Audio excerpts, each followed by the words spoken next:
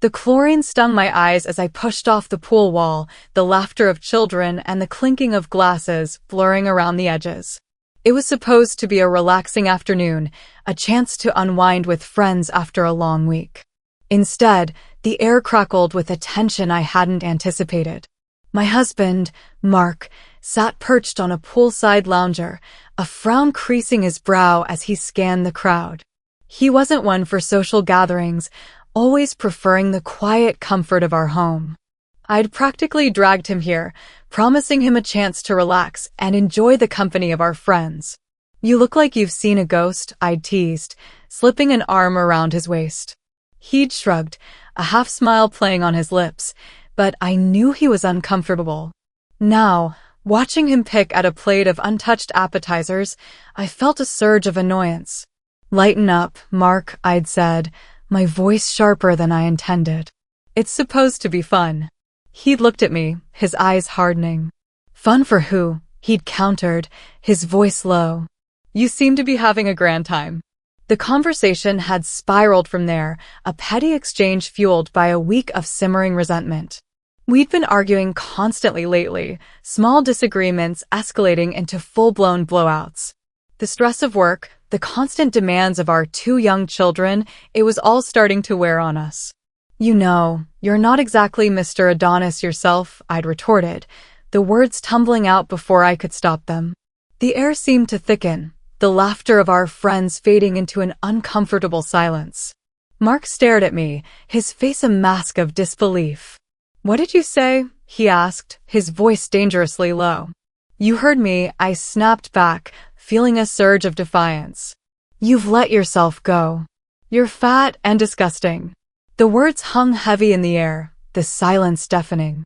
I saw the color drain from Mark's face, his eyes darkening into a storm. He pushed himself off the lounger, his movements jerky and unpredictable. "You know, I've had enough," he said, his voice trembling with anger. "Enough of your constant criticism, your belittling comments. I'm not some child you can just snap at whenever you feel like it." He turned and walked away, his long strides carrying him across the lawn towards the street.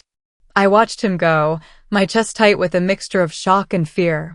I knew I'd gone too far, but the words were already out, irreparable. Our friends exchanged uneasy glances, their faces a mixture of concern and disapproval. I felt a wave of shame wash over me, my cheeks burning with humiliation. I wanted to run after him, to apologize, to explain that I didn't mean any of it. But the words caught in my throat, choking me. As the afternoon wore on, the festive atmosphere had completely dissipated. The laughter had died down, replaced by an awkward silence.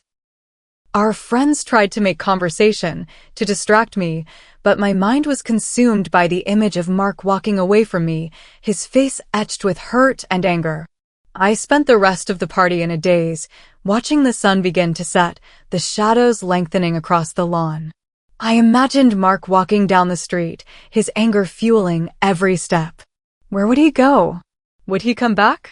Finally, as the last of our friends were leaving, I decided to go home. The house felt eerily quiet, the absence of Mark's presence a gaping hole in the familiar routine. I wandered from room to room, touching his things, his favorite armchair, the book he was currently reading, the half-finished crossword puzzle on the kitchen table. Each object was a reminder of the life we had built together, a life that now seemed to be hanging by a thread. I tried to call him, but his phone went straight to voicemail. I sent him a text message, a desperate plea for forgiveness. "I'm so sorry, Mark," I wrote. "I didn't mean any of it. Please come home." But there was no reply. The hours that followed were a torturous blend of anxiety and self-recrimination. I replayed the events of the afternoon over and over in my mind, each time the sting of my words growing sharper. How could I have been so cruel? How could I have said such hurtful things to the man I loved? As the night deepened, I finally gave in to exhaustion and fell asleep, tears tracing paths down my cheeks. I woke up the next morning to the sound of silence, the emptiness in the house more pronounced than ever. I spent the day waiting, hoping for a call, a text, any sign that Mark was thinking of me. But the silence continued, a heavy weight pressing down on my chest. I tried to distract myself with chores, with the children, but nothing could ease the gnawing anxiety that consumed me. By evening, I knew I couldn't wait any longer. I decided to go to his office, hoping to find him there. The drive felt interminable, each mile stretching out before me like an endless desert. When I arrived at his office building, the receptionist greeted me with a sympathetic smile. "Mr. Davis isn't here today," she said. "He took a personal day." My heart sank. Where had he gone? Was he staying with a friend? Was he avoiding me altogether? I spent the rest of the evening wandering the streets, searching for any sign of him. I checked his favorite coffee shop, the park where he often went for a run, even the local bar where he occasionally met up with his old college friends. But there was no trace of him. As the days turned into weeks, the silence continued to weigh on me.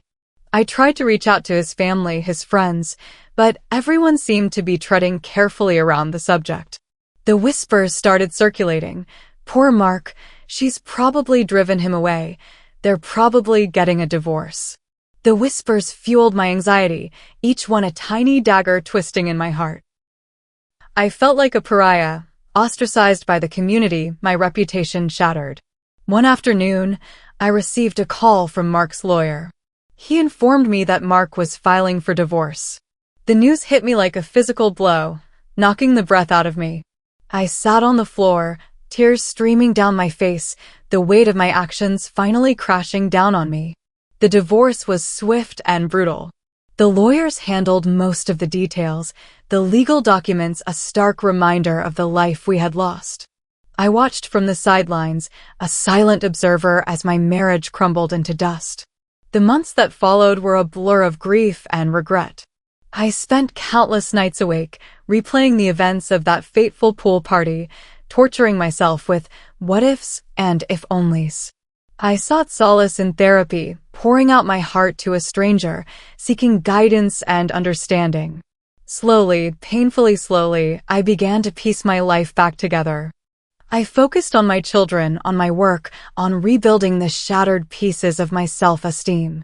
I started dating again, tentatively at first, then with a newfound appreciation for the fragility of human connection.